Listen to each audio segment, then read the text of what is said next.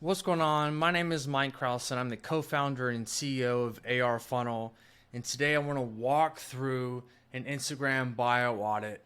And a lot of the things I like to teach every coach that comes on board with us, because I think it is crucial into attracting your ideal client. And so I've got a few examples today. I'm going to run through a bunch of key features, help you break this down so that you can immediately put this into your business and start seeing a change in how people react to your profile. Okay, so a lot of things we're going to talk about today are going to go over the psychology of where your lead is at. Because too often we want people to take action, but the truth is that people just aren't ready, especially in the fitness world. So first things first is let's talk about your name. Most people that are successful, it's a personal brand, right? It's really important you build a personal brand. Because people don't care about the business name, they care about your name. So-and-so doesn't say that they're working with XYZ Coaching, they say they're working with John Smith. And so when we want people to share us or find us or look for us, we want to make sure that they can very easily search our name and find us. But also too, when they say, hey, you've lost like 15 pounds, you look great. You have a coach? I do, John Smith. And they can easily find, here, let me send you that. So they can easily find your name and send it to that individual, right? Instagram is your new website. It is your business card. And no one's going to go to your website if your Instagram doesn't look good.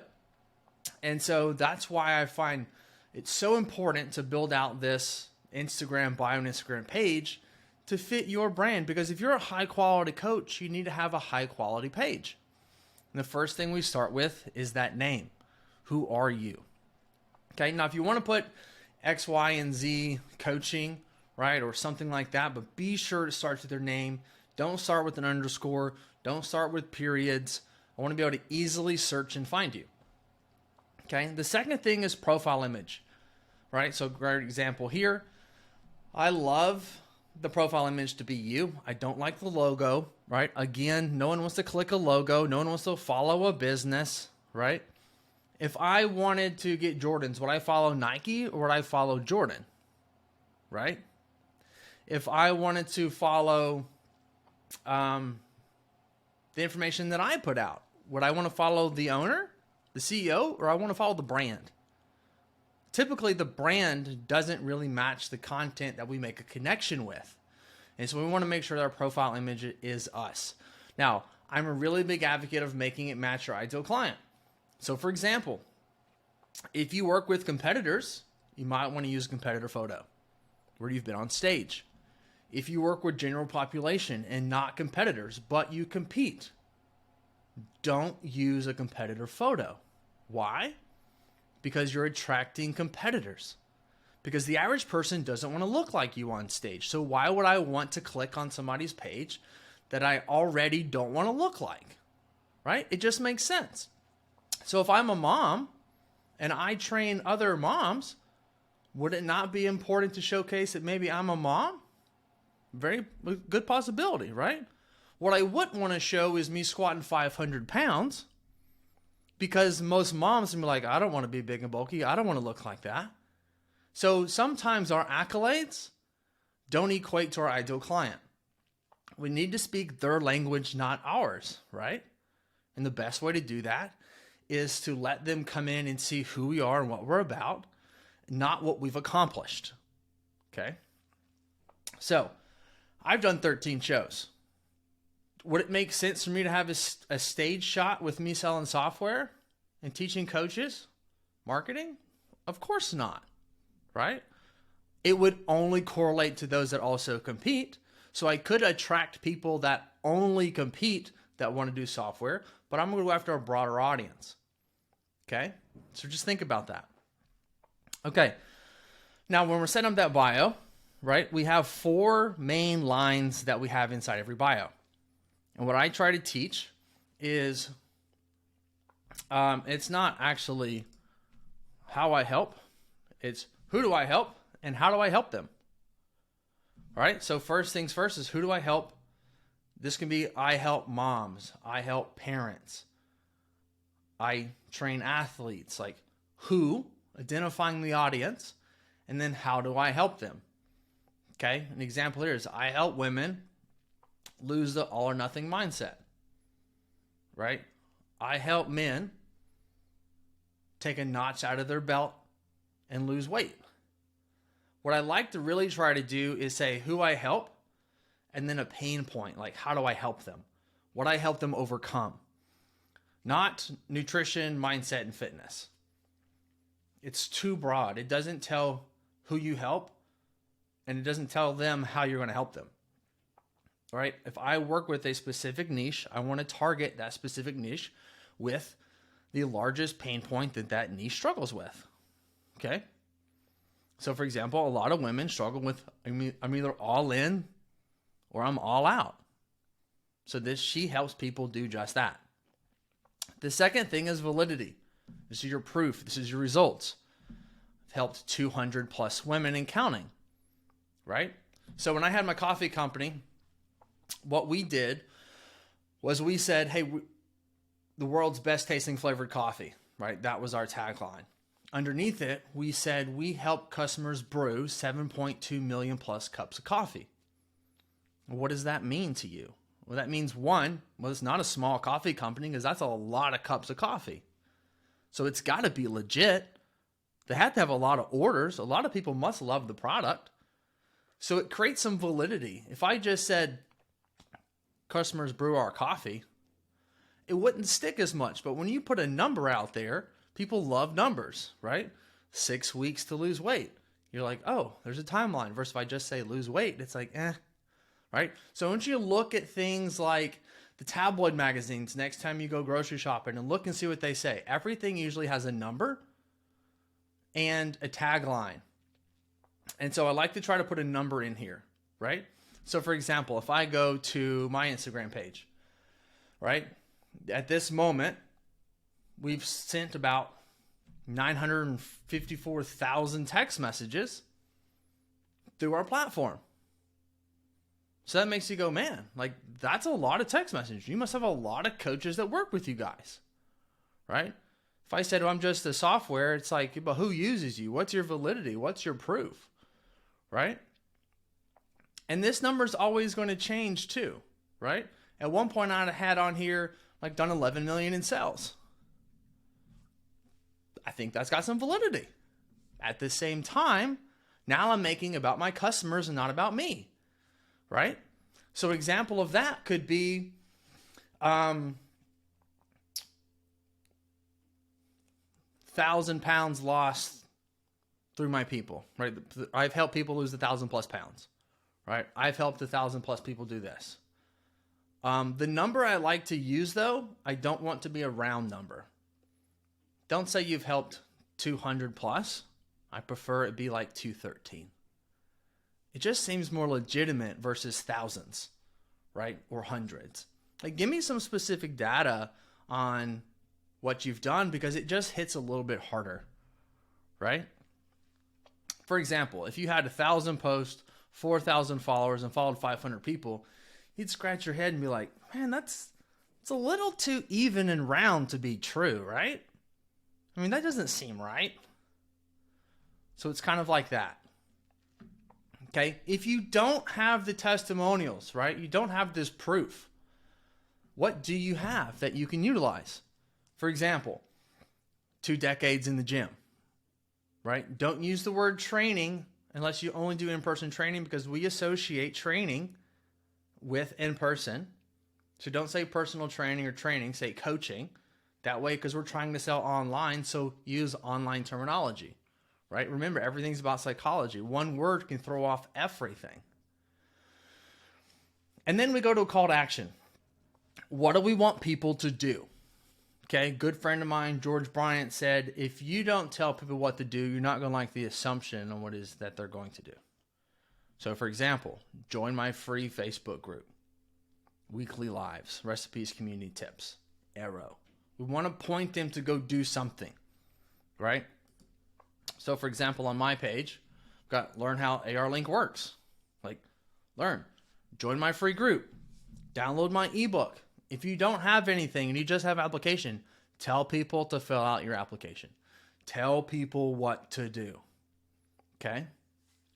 Don't assume they're just going to do what it is you want them to do. No one uses call to actions, and I find it to be a little obvious to me. That's like, well, you just expect people to do this thing that you're wanting them to do, but you're not telling them to do it. So how are they going to do it? How do you going to tell your client to eat better without telling them what to eat? Right?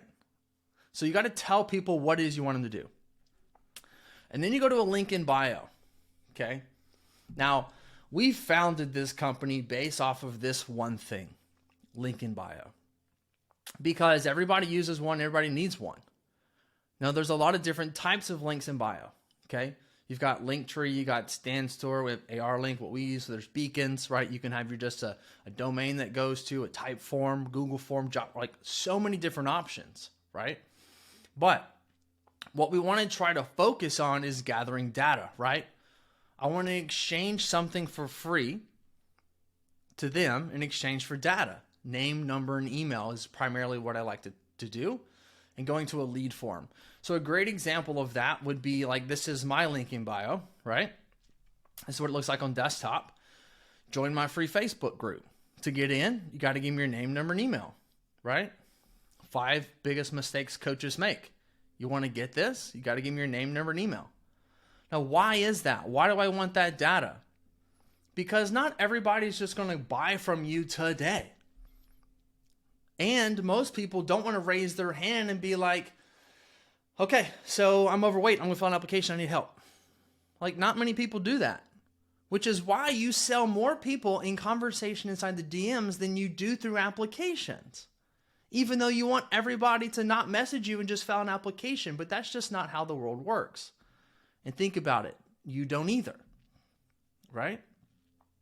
And so if you're seeing this video, you filled out a lead magnet of some degree to get here, right? And so you want people to do that exact same thing in your business, okay?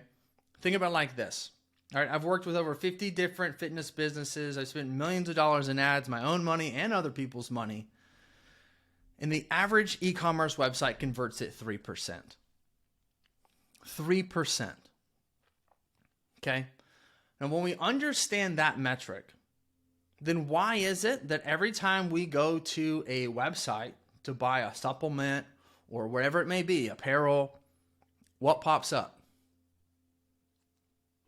Email capture, phone capture. I want your name, number, and email because I know that the average pop-up converts at around 33% versus 3%.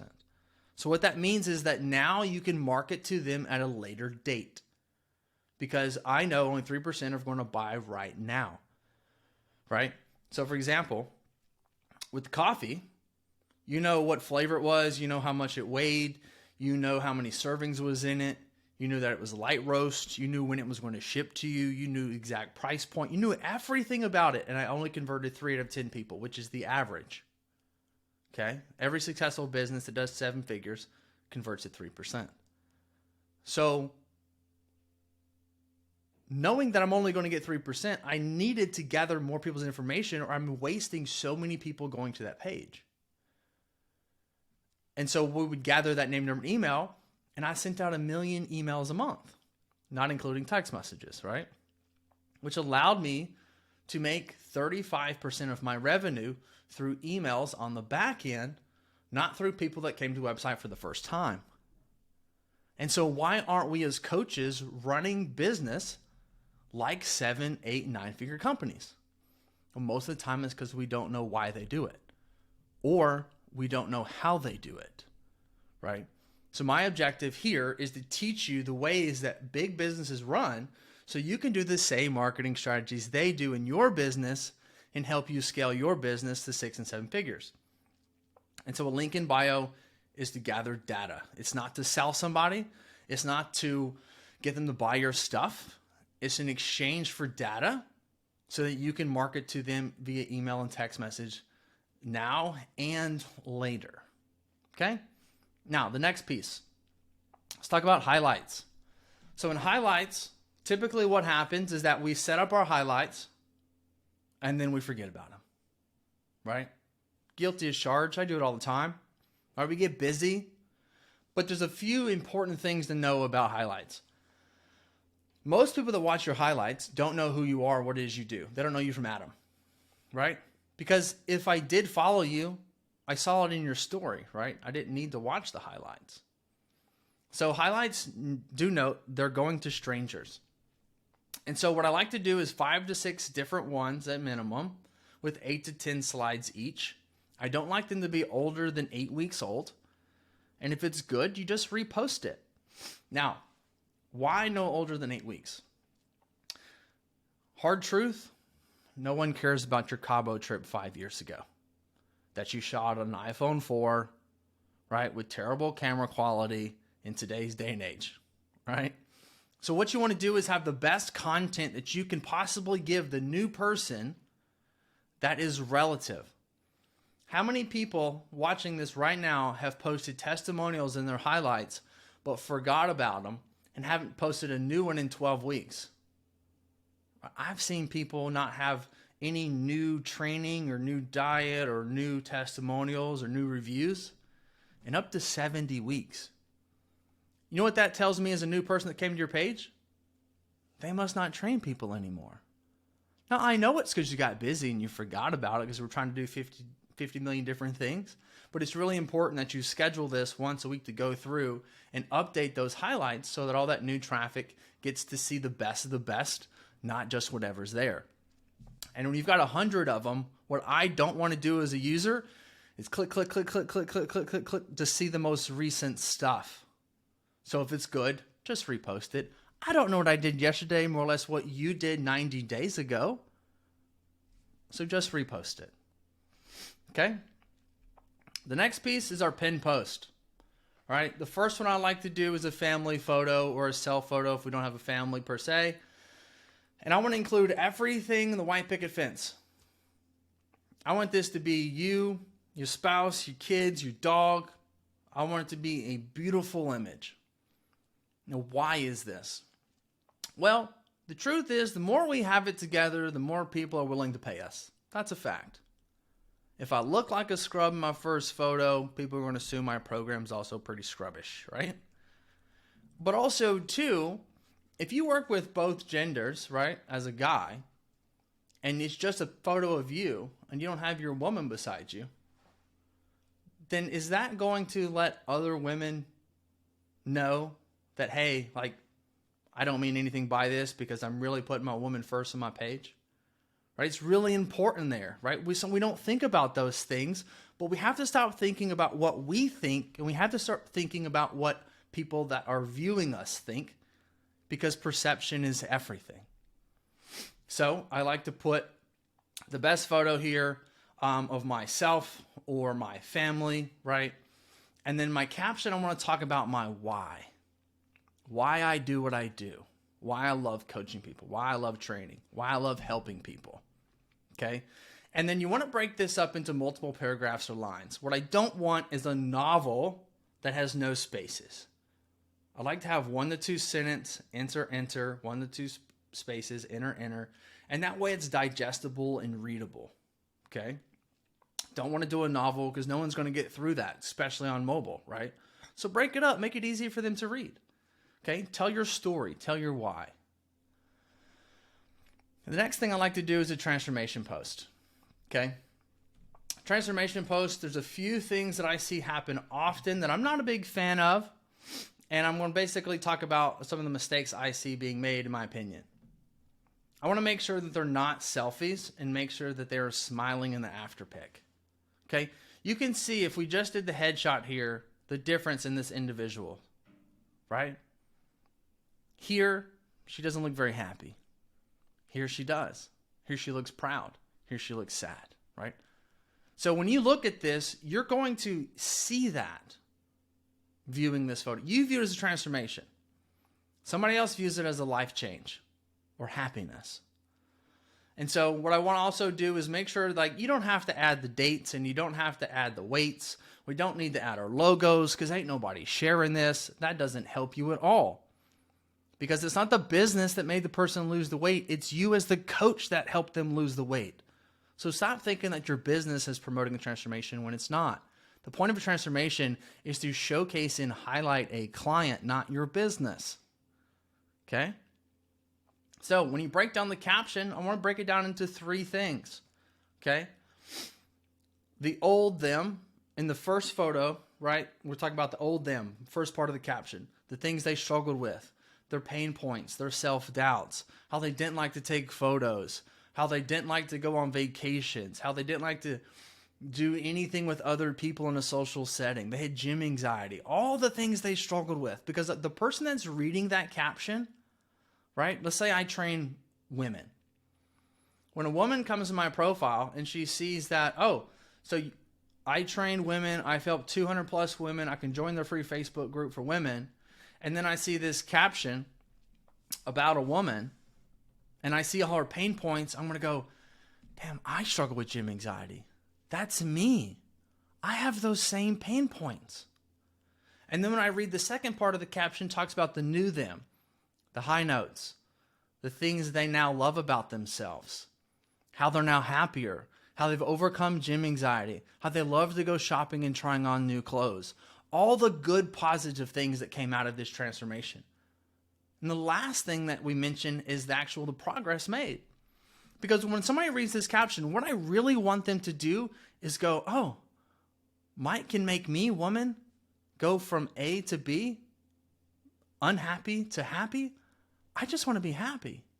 I just want to like what I see in the mirror. I just want my husband to desire me. I just want to be, a super mom to my kids. I just want to be more. Because it's not about the weight. It's about the journey. It's about the mental effects that we're able to instill on people as really great coaches. But the problem is we have so many great coaches come across our platform and they just don't know how to market themselves to help more people. So we have to speak it in a way that people can resonate with it.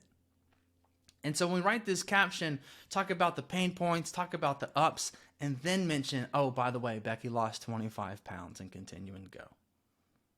Because it ain't about the weight. It's about the transformation.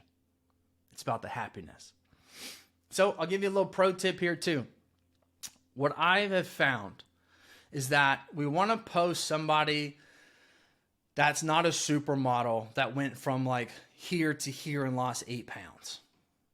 All right. If I train women, right, and I help women overcome the all or nothing mindset, I'm probably not working with somebody that's in shape trying to get shredded. I don't want to use a competitor. I don't want to use a guy. I want to use an ideal client, and I want it to be where it is relatable. I need it to be realistic. I need to feel like they can obtain it. If they went from a size 4 to a 0 and now they're a supermodel, even though it is a good transformation, you're selling too much sex at this point, and a lot of women might go, that's not for me. I can't be like that. They're not going to work with me. I don't look like this. This is embarrassing. I saw myself this morning. Same thing goes for the guys. If we post a guy who went from wearing a size 34 or 36 to all of a sudden shredded on stage in a banana hammock, like, I don't want to look like that. Dude, I'm just trying to lose a little bit of weight. I'm just trying to get rid of the keg, just go to a 1-pack. I'm just trying to take a few notches out of my belt, which is most of the population. So don't get hung up on the best final result. Get hung up on the best transformation that fits 80% of the people that need to lose weight. I don't want my best transformation. I want my best relatable transformation. Because think about it like this. If I talk to coaches, right, and all I talk about is the coaches that scaled from 50 grand to 75 grand, and then a coach that scaled from 100 to 150 a month, is that relatable to most coaches? Of course not. So why would that be the only thing that I highlight? I need to talk about like Jordan and Carly that went from no coaching to 20,000 in the first month. Or I need to talk about somebody that came in at 3,000 and went to 9,000. Because that's where most people are at. And so since I help most people, don't just highlight the one outlier that most people can't relate to. And that works in anything that you're selling. You want to go after majority, not the lower end or the very top end, right? All right, and the last thing here is the third pinned post. What I like to do is a value video. It's a talking head video. It's teaching your ideal client something about them that can help them by after watching this video. Okay, long caption worth reading. So here's examples, 2 of Paula's I thought would be great. Either you can do a screen share, right, or just a talking head video.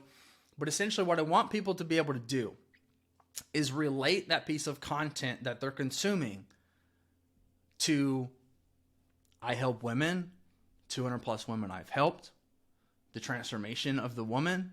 And now this video started off calling out your ideal client. If you're a woman struggling with X, Y, and Z, you might want to try this. If you're a busy mom that's struggling with X, you might want to watch this. Like, I want to call out my ideal client because it's not about the video that gets the most views. It's about the video that gives the most value. And remember that these pinned posts are going to be your most watched things, so they need to be the most valuable and the most important things attracting your ideal client. And this is the best way to build out your website, aka Instagram profile, so that you can attract your ideal client. Okay? So we've got our name of the business, or name of ourself, right? Not the business. We've got our profile image. I like basically from waist up. I want to look in shape. I want to show that I am in shape. Maybe I have a transformation because I had a massive transformation myself. And then who do I help and how do I help them? My validity on why you should work with me, or the proof of why I'm just not just some Joe Blow coach. I want a call to action, something that is low barrier of entry, something that is easy to do. And I'm not asking somebody to take a leap and bound to work with me, but learn from me. I want a link in bio that's gathering information, right? Be able to get data from somebody. That's, again, very low level entry. Then I want to have my highlights. Make sure they're not old. Keep them fresh, relevant. It's better to have 0 than 1. So be sure that we do between 5 or 6 different ones. And then our pinned posts, we want to have family photo, everything white picket fence, explaining our why. I want a transformation, whether you have somebody or yourself. This transformation, we want to make sure that it goes after 80% of our audience. We want to make sure we talk about inside the caption, their pain points, what they've overcome, and then the results in which they got. And then I want a talking head video that gives some education and value. Something that's going to speak to that transformation, something that's going to speak to who I'm calling out inside my bio. So I hope that helps. I think this is the great framework for any coach of any degree to start inside their business. I don't care whether you're talking about women, men, weight loss, building muscle, competing, right? Doesn't matter. Mental health, right? It all coincides to building out the best website, aka your Instagram page, to attract your ideal clients. So again, I appreciate you guys listening, and I look forward to seeing you on our next call.